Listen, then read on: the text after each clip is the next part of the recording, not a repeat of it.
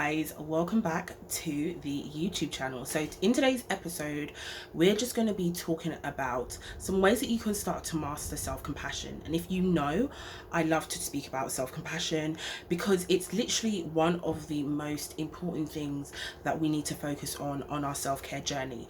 Not all the other things that are touching the surface, but this is one of those things that that's actually underneath the iceberg, the real difficult things that come along with your self-care. And I want us to go through this today and share with you some ways that you can actually start to practice more self-acceptance and start really knowing how you can be kind to yourself and what that looks like day to day, right? So the first thing that I want to get into is not really a tip, but it's something for you to consider.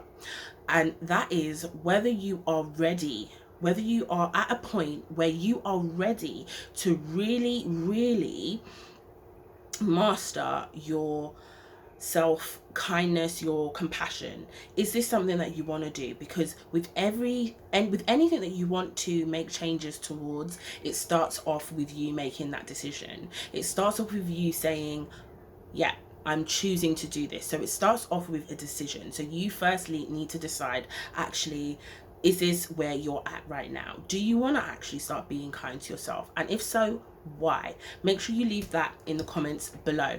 So my first tip for you is when you are wanting to practice and develop your self-compassion, it's all about your self-talk, watching the things that come out of your mouth. So firstly, you need to monitor and modify your self-talk. So you monitor by actually tracking the things that you say. So if you know that you experience a lot of negative self-talk, and when you're in difficult situations or when you're stressed, what are the things that you say to yourself? So I want you to track that, literally write that down on a piece of paper and keep a log of it for a while so you can start to see the kind of language and things that you say to yourself.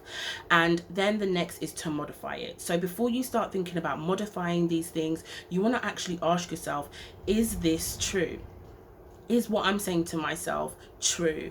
Is this even helpful? Okay. And you want to identify and think about, what situations are you in when this negative self-talk arises? What is the tone of your self-talk? And what is the language that you are using towards yourself? And then this can make it much more easy for you to then balance that out into something that's more truthful and positive. The next thing is to think about your expectations. So the expectations that you put on yourself, you may find that you are really hard on yourself. And again, when you are hard on yourself, this makes it so much more difficult for you to then think creatively, problem solve, and even bounce back from failures. So how hard are you being on yourself? And is there a way that you can start scaling back? So I always say that you can scale back so that you can scale forward. So you need to scale back so that you can scale forward. Putting pressure on yourself does not move you forward. Yes, it can motivate you a little bit, but too much pressure actually breaks things. Okay, so pressure bust pipe. So that is something that I've always been familiar with growing up, and it really does bust those pipes. So next, and my final tip that I have for you is to actually start celebrating your wins, but not only the successes that you have, but also the effort that you put into towards those things that you want to succeed at. Because literally, as Tesco says, every little helps. Every little does help. And it's so important for you to get into the habit of rewarding yourself and creating that positive reinforcement. So I really hope this episode and video helped you.